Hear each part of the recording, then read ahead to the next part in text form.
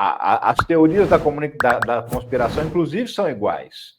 Eu me lembro, essa história da Terra plana é muito engraçada, porque isso veio lá dos Estados Unidos, e o próprio cara que soltou essa história, depois ele voltou à rede social para falar, galera, eu estava brincando, não era sério.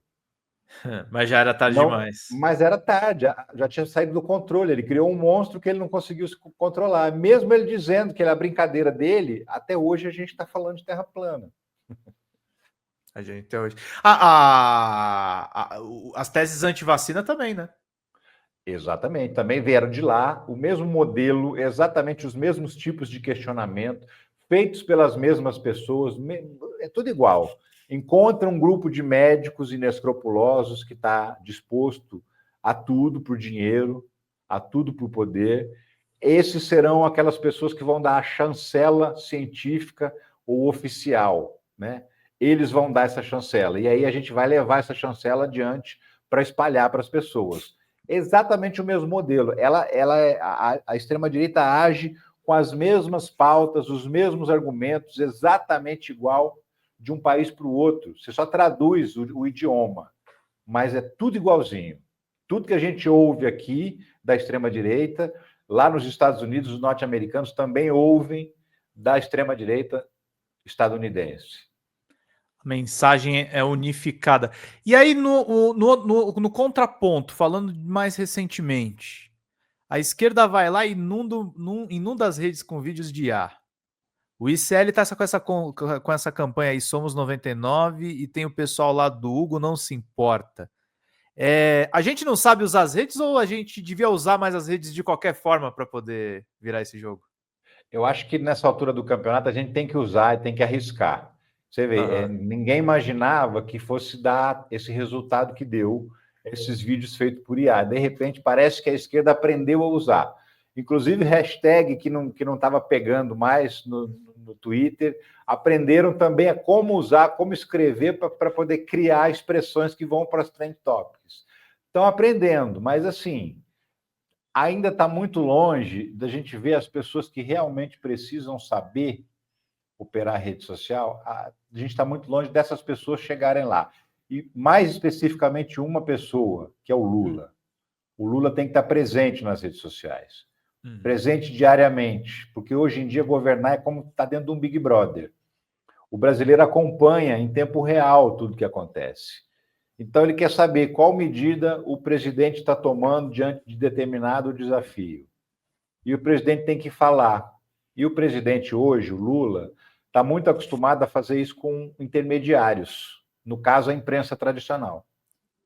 Então, ele vai lá no intermediário, ele dá entrevista. Aí, ele dá meia hora de entrevista, ele fala 20 coisas importantes, mas uma frase mal colocada é a frase mal colocada que vira a notícia, né? Que vira manchete. Então, assim, ele tem que mudar esse modelo de depender de intermediários. Ele tem que criar sua manchete. Está na hora do Lula fazer vídeos curtos em que ele fale pouco, fale de um único assunto e publique, porque você consegue controlar esse ambiente e fazer essa comunicação direta, falar direto com a dona Maria, com o seu João. E isso ele não faz, ele tem uma resistência terrível.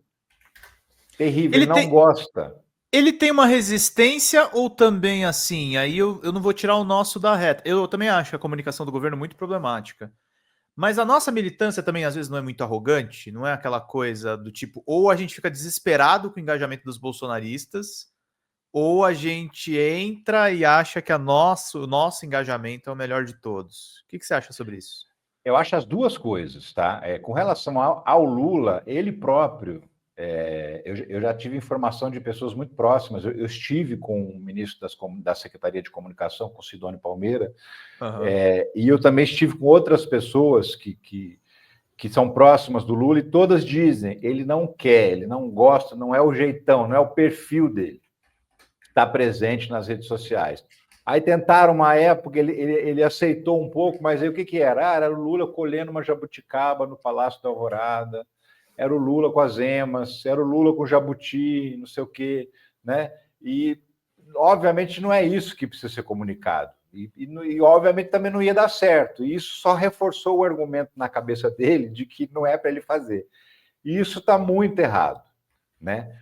Por outro lado, o que você também apontou para a esquerda é extremamente arrogante.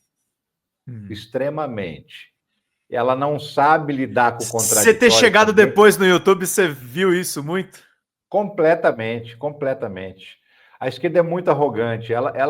Assim, por ela ter valores humanistas, ela se entende como sempre certa. Ela pode estar certa na intenção, mas não necessariamente na forma, no conteúdo imediato que ela está produzindo. E ela não tem a percepção, ela não tem a humildade de perceber isso, né?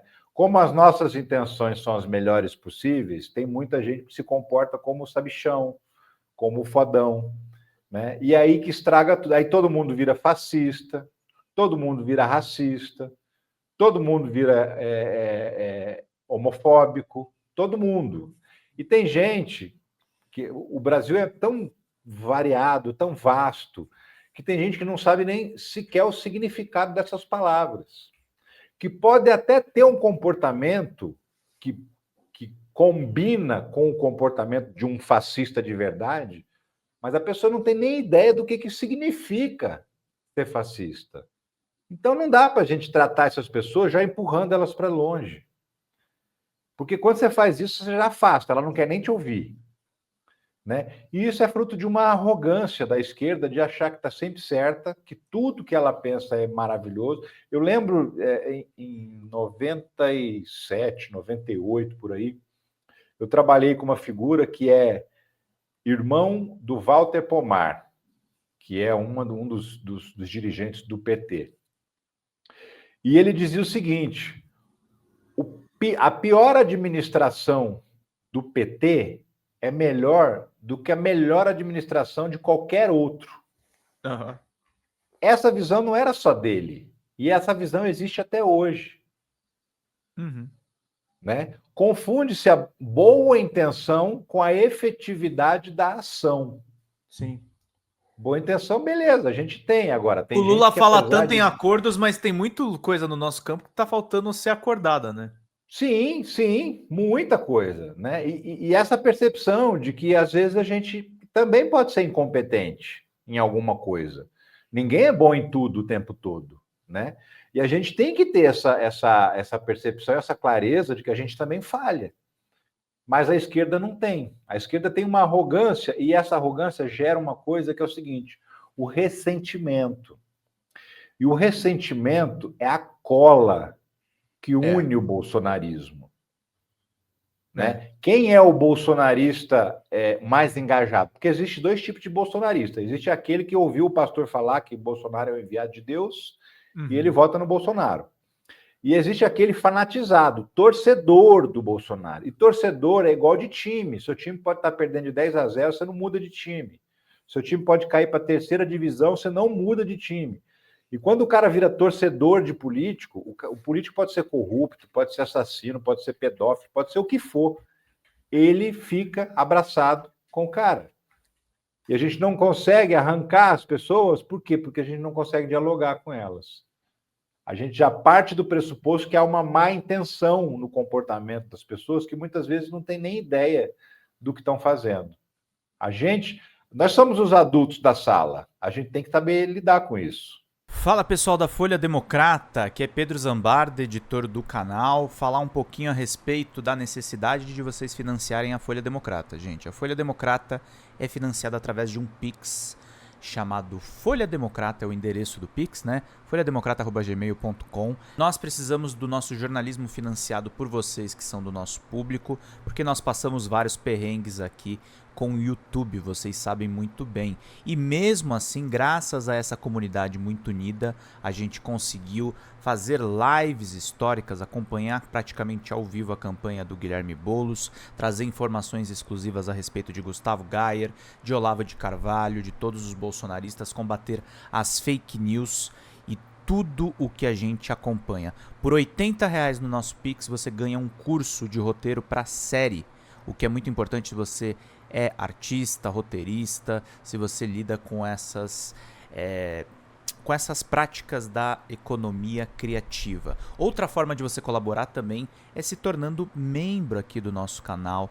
Isso é muito importante para você fazer as suas atividades por aqui, porque você tem acesso a vídeos exclusivos e nós temos um curso de jornalismo básico para você poder acompanhar a partir de R$5, que é ministrado por mim. A gente tem aí quase uma dezena de aulas e muito conteúdo para você poder acompanhar.